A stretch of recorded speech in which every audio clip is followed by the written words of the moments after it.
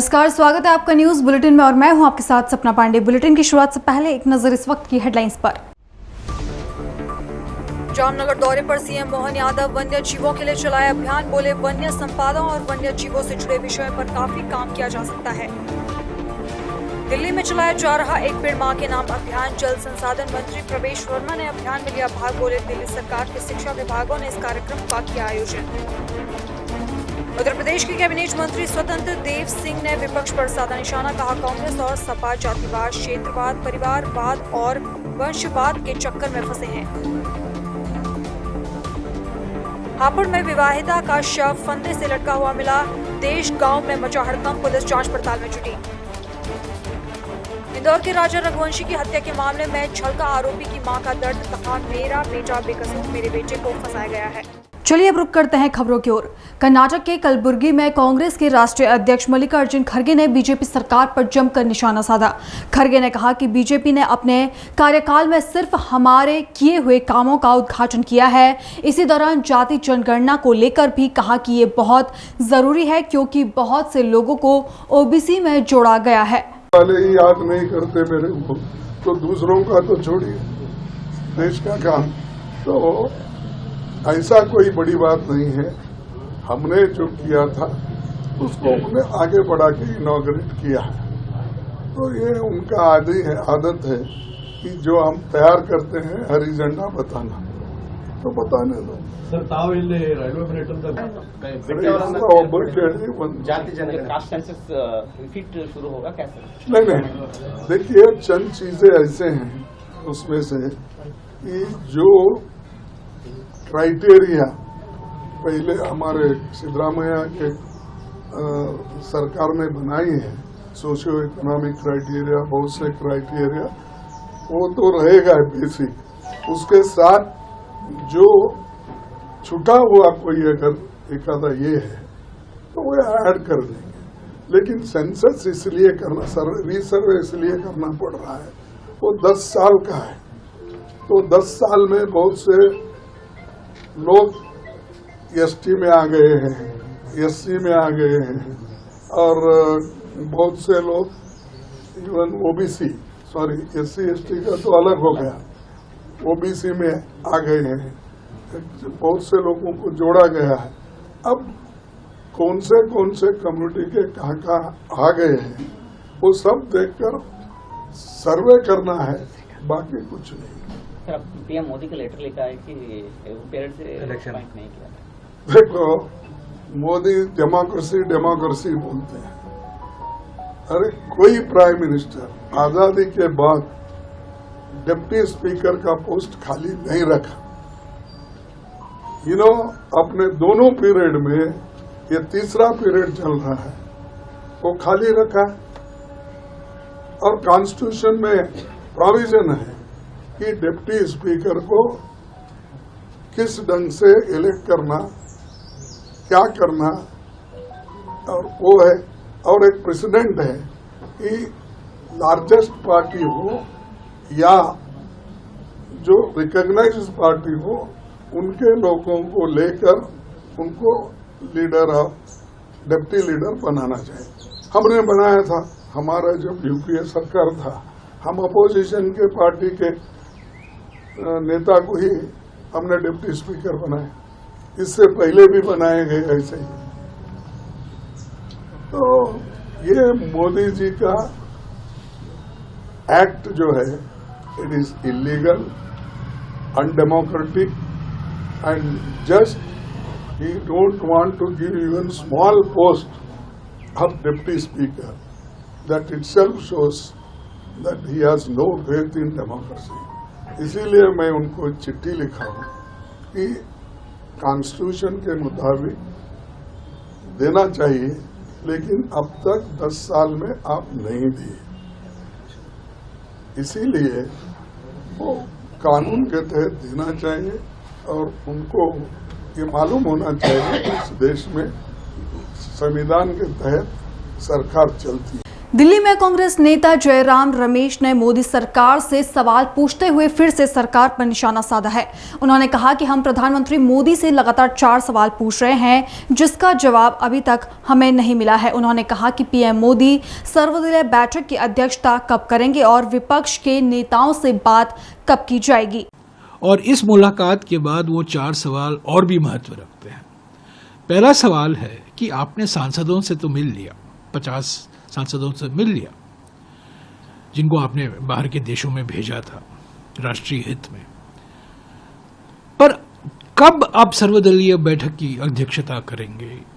कब आप विपक्षी पार्टियों की जो नेता हैं, लीडर हैं, एमपी नहीं लीडर हैं ऑपोजिशन पार्टी के दलों के, उनसे आप कब बातचीत करेंगे? उनको आप कब विश्वास में लेंगे? और जो मुद्दे उठे हैं पहलगाम आतंकवादी हमले के बाद, ऑपरेशन सिंदूर के बाद, उस पर कब बातचीत करेंगे? तो पहला सवाल यह है कि 2 सर्वदलीय बैठक तो हो गए, दोनों में आप मौजूद नहीं थे। क्या आप कष्ट करेंगे अब सांसदों से मिलने के बाद कि दल के नेताओं से भी आप मिलें और उनको विश्वास में लें? ये पहला सवाल है। दूसरा सवाल, सारी इंडिया पार्टी ने मांग की थी कि एक पार्लियामेंट का विशेष सत्र बुलाया जाए ताकि इस गंभीर चुनौतियां जो हैं उस पर चर्चा हो, विदेश नीति को लेकर, कूटनीति को लेकर, सुरक्षा मामलों को लेकर। सिंदूर पर नहीं, क्योंकि वो एक मिलिट्री मामला है, उस पर ज़्यादा चर्चा नहीं हो सकता। पर जो राजनीतिक मुद्दे हैं, कूटनीतिक मुद्दे हैं, सुरक्षा नीति से जुड़े हुए जो हैं, उन पर जो मुद्दे हैं, हमने विशेष सत्र की मांग की थी, वो तो आपने स्वीकारा नहीं और 21 जुलाई को आपने पार्लियामेंट का सत्र बुलाया है। क्या आप कहेंगे स्पष्ट तरीके से कि उस सत्र में 2 दिन के लिए सुरक्षा को लेकर, सिंदूर को लेकर, पहलगाम को लेकर, चीन को लेकर, पाकिस्तान को लेकर, राष्ट्रपति ट्रंप के बयानों को लेकर क्या 2 दिन की चर्चा आप कराएंगे? ये आश्वासन दीजिए। ये हमारा दूसरा सवाल है कि क्या आप मॉनसून सत्र, विशेष सत्र छोड़िए, मॉनसून सत्र में क्या 2 दिन की चर्चा आप करवाएंगे? तीसरा हमारा यह सवाल है कि कारगिल सुरक्षा समिति बिठाई गई थी हमारे जयशंकर जी के पिताजी के सुब्रमण्यम की अध्यक्षता में जुलाई 29, 1999 को, कारगिल युद्ध के बाद 3 दिन के बाद, 3 दिन हुए थे। और उस समिति ने बहुत गहरा विश्लेषण किया, अध्ययन किया, सिफारिशें दी। पार्लियामेंट में 23 फरवरी सन 2000 को पार्लियामेंट में वो रिपोर्ट पेश किया गया। हालांकि उसमें से कुछ भाग नहीं थे उस रिपोर्ट में, और ऐसा ठीक है क्योंकि कुछ ऐसी गुप्त बातें हैं, गोपनीय बातें हैं, संवेदनशील मामले हैं, उस पर रिपोर्ट में आने की ज़रूरत नहीं थी। पर फिर भी वो रिपोर्ट पेश किया गया 23 फरवरी सन 2000 को। क्या आप ऑपरेशन सिंदूर को लेकर सीडीएस ने जो खुलासे किए हैं, सिंगापुर में जो मुद्दे उठे हैं, जो जनता सवाल उठा रही है, लोग सवाल उठा रहे हैं, दुनिया भर में ये सवाल उठ रहा है, हमारे देश में सवाल उठ रहा है, क्या एक समिति का गठन करेंगे, विश्लेषण होगा और रिपोर्ट पार्लियामेंट में पेश होगा कभी 6 महीने बाद, 7 महीने बाद? और जो नई नई चुनौतियां हैं, पाकिस्तान और चीन के बीच में जो फ्यूजन हो गया है, जो गठबंधन हो गया है, जुगलबंदी हो गया है, उसको लेकर जो चुनौतियां हैं, ये चेतावनी भी है और चुनौती भी है, उस पर क्या विश्लेषण होगा? ये हमारा तीसरा सवाल। और चौथा सवाल ये है कि पहलगाम के आतंकवादी थे, जो पहलगाम पर क्रूर हमला किया था, वो आज तक न्याय के कटघरे में नहीं आए। कब होगा वो? क्योंकि वो पूंछ के लिए जिम्मेदार थे 23 दिसंबर 2023 में, गुलमर्ग में जिम्मेदार थे अक्टूबर 2024 में, गगनगीर में जिम्मेदार थे आतंकवादी हमले के लिए अक्टूबर 2014 में, और अभी अप्रैल 2025 में पहलगाम में वो जिम्मेदार थे। कब वो न्याय के कटघरे में लाए जाएंगे? यस। कांग्रेस अध्यक्ष मल्लिकार्जुन खड़गे ने मध्य प्रदेश के पूर्व विधायक लक्ष्मण सिंह को पार्टी विरोधी गतिविधियों के कारण 6 साल के लिए पार्टी की प्राथमिक सदस्यता से निष्कासित कर दिया है। इसी को लेकर कांग्रेस नेता तारिक अनवर ने कहा कि अब लगातार पार्टी विरोध गतिविधियों में लिप्त थे और पार्टी के खिलाफ बोल रहे थे। उन्होंने कहा कि ऐसा लगता है कि उन्होंने बीजेपी में जाने का मन बना लिया है। देखिए, लक्ष्मण सिंह पूर्व सांसद लगातार वो पार्टी विरोधी कार्य कर रहे थे, डिसिप्लिन कर रहे थे, पार्टी के खिलाफ बोल रहे थे, पार्टी नेतृत्व के खिलाफ बोल रहे थे।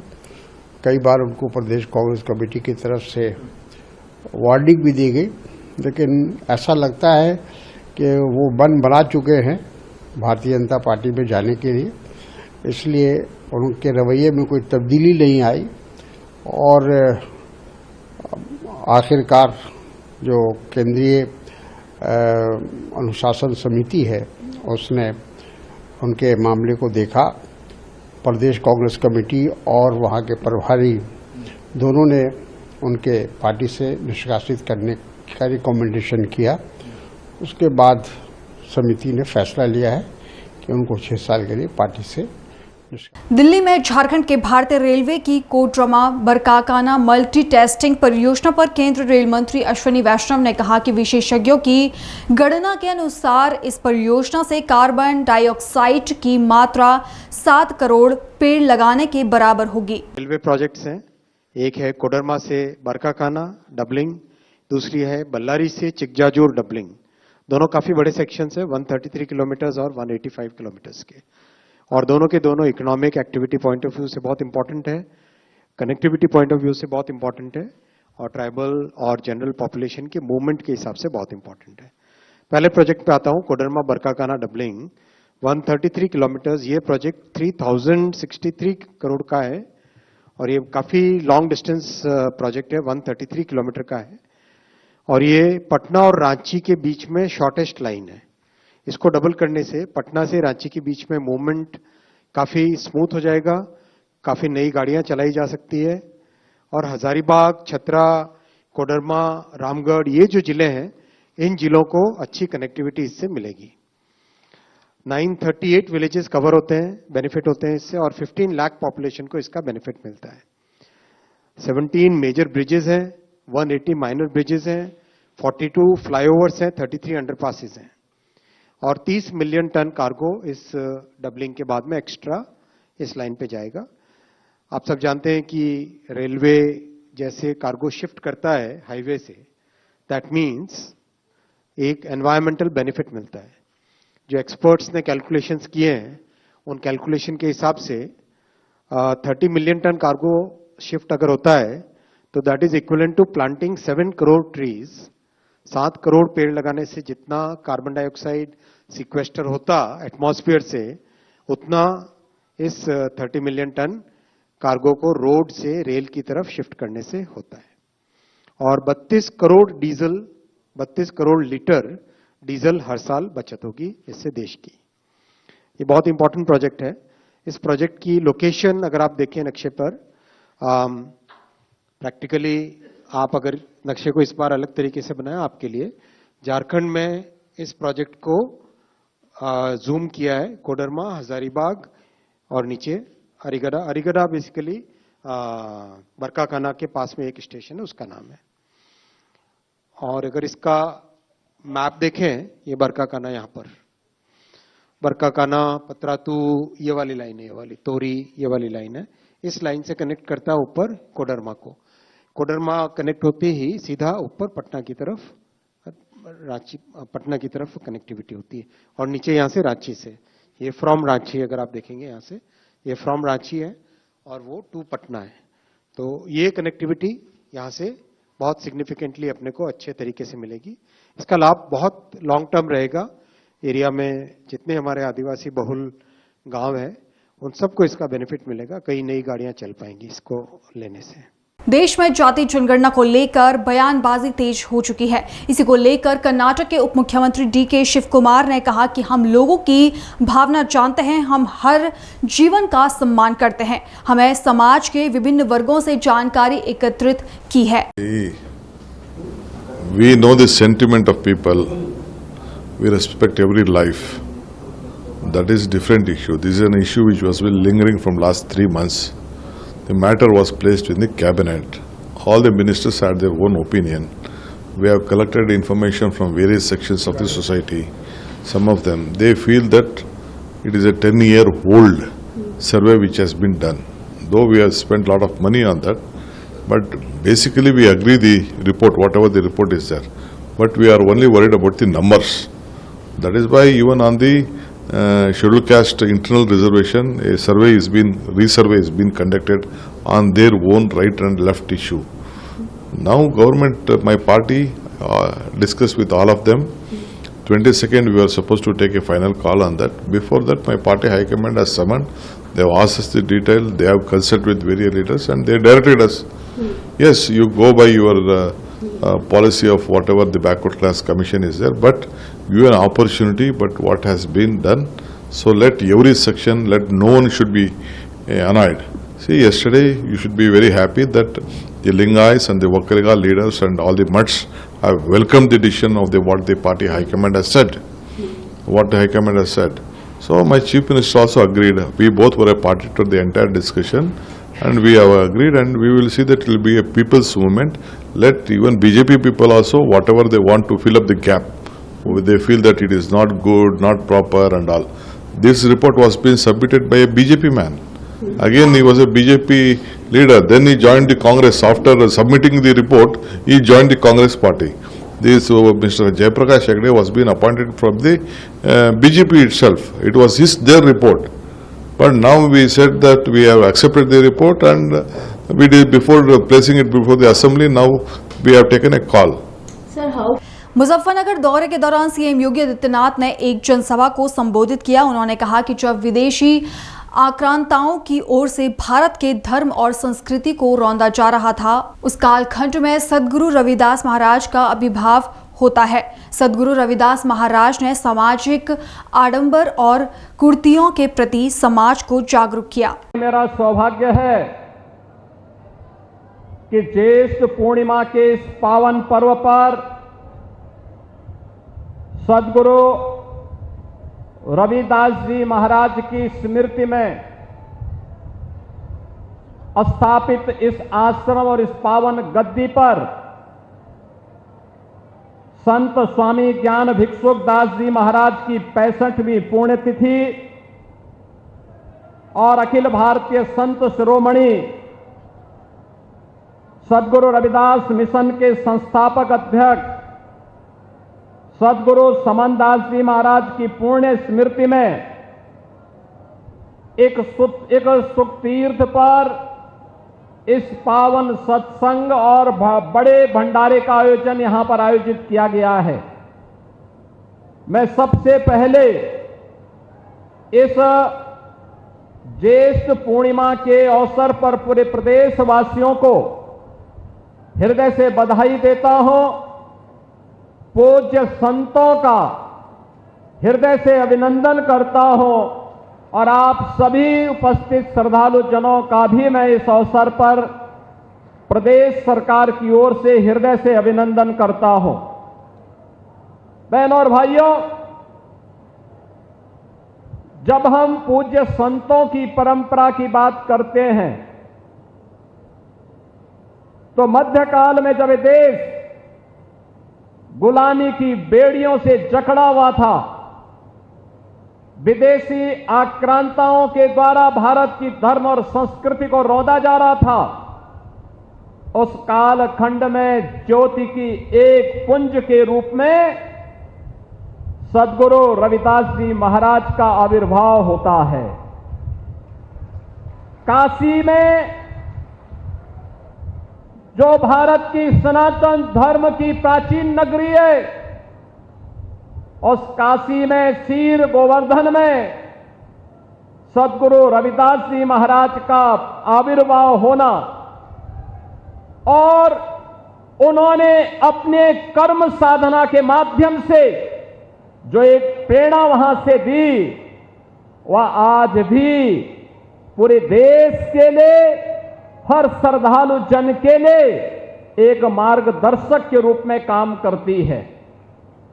जब हम सद्गुरु रविदास जी महाराज के बारे में चर्चा करते हैं, बहनों और भाइयों, सद्गुरु रविदास जी महाराज ने सामाजिक आडंबर और कुरीतियों के प्रति समाज को जागरूक भी किया, कर्म पर विश्वास करने की प्रेरणा दी, एक आध्यात्मिक चेतना का जागरण किया और उन्होंने कहा था, मन चंगा तो कठौती में गंगा।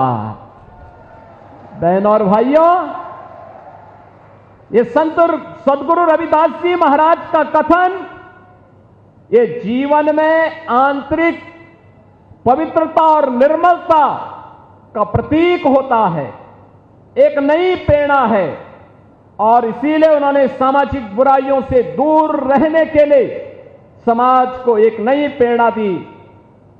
संत रविदास जी महाराज के गुरु रामानंद जी महाराज ने कहा था, जाति पाति पूछे नहीं कोई, हरि को भजे सो हरि का होई। और यही परंपरा आगे बढ़ती है। तो संत रविदास जी ने उस समय इस बात को कहा था कि ऐसा चाहूं राज में जहां मिले सबन को अन्न, छोट बड़ो सम बसे, रविदास रहे प्रसन्न। बहनों और भाइयों, कितनी दिव्य वाणी है, कितनी दिव्य वाणी है। इंदौर के राजा रघुवंशी की हत्या के मामले में लगातार एक के बाद एक खुलासे होते जा रहे हैं। एक तरफ जहां सोनम रघुवंशी और उसके प्रेमी के खिलाफ सख्त कार्रवाई और सजा की मांग की जा रही है, तो वहीं दूसरी तरफ आरोपी राज कुशवाहा की मां ने अपने बेटे को बेकसूर बताया है। उन्होंने कहा कि मेरा बेटा ऐसा कभी नहीं कर सकता है। साथ ही कहा कि मेरे बेटे को फंसाया जा रहा है, मुझे नहीं पता कि इसके पीछे कौन है। उसको पुलिस शिलोंग ले गई है, मेघालय ले गई है, वहाँ पर जो पूछताछ करेगी या फिर जो भी तथ्य हैं उसकी जांच करेगी। तो आप क्या कहेंगे? मैं बस यही कहूंगी सर कि मेरा बेटा ऐसा नहीं है, वो कभी ऐसे काम नहीं कर सकता। वो बहुत छोटा है, बहुत अपने तीन बहनों की जिम्मेदारी उठाता है। जब से उसके पापा न रह गए, जब से वो कपड़ा मार्केट में काम करता था, रात में आता था तो खाना खाता था, फिर न्यूज़पेपर डालने जाता था, फिर सुबह कपड़ा मार्केट जाता था। तो एक हमारे पड़ोसी भैया सब रहते करते थे, तो उन्होंने बताया कि यहाँ पे काम कर लो, गोविंद भैया के यहाँ का नाम नहीं उनका लिए, पर बोलते कि यहाँ पे काम कर लो तो तुमको अच्छा रहेगा। तो वो यहाँ से जाके वहाँ काम करने का एक दिन गया तो बोलते मम्मी अच्छा मैं काम कर लूंगा। बस वहाँ काम करने लगा, 2 साल काम करते उसको हुए। बाकी मेरा बच्चा कभी ऐसा नहीं करता। कभी आपको अगर ऐसा नहीं लग रहा कि मैं झूठ बोल रही, तो आप अड़ोसी पड़ोसियों से जाके भी पूछ लो कि मेरा राज कैसा था। वो कभी ऐसा काम नहीं कर सकता था। एक चीज ये भी आ रही है, जैसे हम भी देख रहे हैं, आपका घर आप बहुत कमजोर वर्ग से बिलोंग करें, कहा यह जा रहा है कि उसने 50,000 रुपए दिए, अपने दोस्तों को वहाँ भेजाया और ये सब करवाया। अब क्या इतने पैसे उसके पास रहते थे? कभी नहीं रहते थे भैया। मेरे को 10,000 महीने में कहीं 10,000 दिया, कभी 12,000 देता था, इससे आगे मेरे को कभी नहीं देता था। इतना ही हो पाता था। चाहे उसके ऑफिस में जाके और पूछ लो, पता कर लो कि वो क्या बोलते हैं, वो 50,000 रुपए कहाँ से पाएगा। बच्चियों को मैं पढ़ाई को नहीं होता, मेरी बच्चियों की स्कूल जाके पता कर लो, उसके सर भी उनको पैसे के लिए फीस नहीं लेते थे। साल भर फ्री मेरी बच्चियों को पढ़ाया है। कमला नेहरू में पढ़ती थी, साल भर फ्री पढ़ाया। मेरे सर से जाके, बच्चियों के सर से जाके पूछ कर लो कि सही है कि गलत है।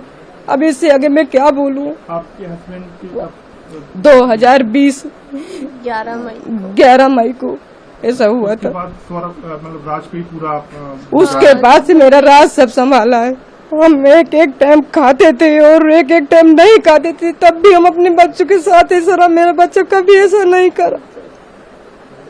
मैं हाथ जोड़ के प्रार्थना यही करती हूँ कि मेरे बच्चे को बचा लो, उसको कुछ नहीं होना चाहिए। नहीं हम मर जाएंगे, हमारा कोई आगे पीछे नहीं है। अपना ध्यान रखिए, ऐसा कुछ नहीं ये इंदौर में हम अकेले रहते हैं, हमारा कोई आगे पीछे नहीं, बस वही बच्चा है हमारा, वही सब कुछ करता था। रात दिन मेहनत करा भैया, रात दिन मेहनत करा। यहाँ भी गोविंद भैया के पापा 4 बजे फोन लगा देते थे कि बेटा राज गाड़ी भरवाना, तो मेरा राज 4 बजे उठ के गाड़ी भरवाने जाया करता था। अब इसके आगे क्या मालूम है क्या हो गया, मेरे को पता नहीं है कि कैसे का। कब भी आज तक न वो सोनम की हमारे घर पे बात करता था। इतने बड़े छोटे कमरा में हमारा राज ऊपर लेटे था, हम यही नीचे लेटे रहते थे। अगर कुछ बात होती तो हम भी तो कुछ सुनते जानते। अब इससे हम पढ़ी लिखी तो ज्यादा कुछ होने की मैं अब कुछ और जानती करती हूँ। मतलब इस छोटे कमरे में आप बस माँ, बेटी और बेटा यहीं रहते, कभी फोन पे आपने कोई बात कभी हम कभी कुछ नहीं सुना कि कभी कुछ से कोई बात करता था। गाँव गए हुए थे, अब हम कभी हमारे सामने कभी वो बात नहीं करता। अब उसका वो फोन आता था तो हम भी उठा लेते थे। उसके जहाँ काम करता था वहाँ की लड़कियों की भी फोन आता था कि राज सर उठ जाओ, आज जल्दी काम पे आना, नहीं गोविंद भैया चिल्लाएंगे। गोविंद भैया का भी फोन आता था, दुर्गेश भैया का भी फोन आता था, जो भी वहाँ काम करते थे सबका फोन आता था। अब भगवान जाने मिनट में हम क्या बोले। सोनम से उसकी आपने नहीं सुना बात? हम कभी नहीं सुना। हाँ, नहीं हम कभी नहीं सुना। जब कभी वो फोन लगाती थी बस ये बोलती थी कि वो गाड़ी आ गई है, उसमें ये भरवाना है, वो भरवाना है और जल्दी आया करो, बस वो ऐसे बोलती थी। फिलहाल बुलेटिन में इतना ही। देश और दुनिया की बाकी तमाम खबरें देखने के लिए बने रहिए पल्स 24 न्यूज के साथ। नमस्कार।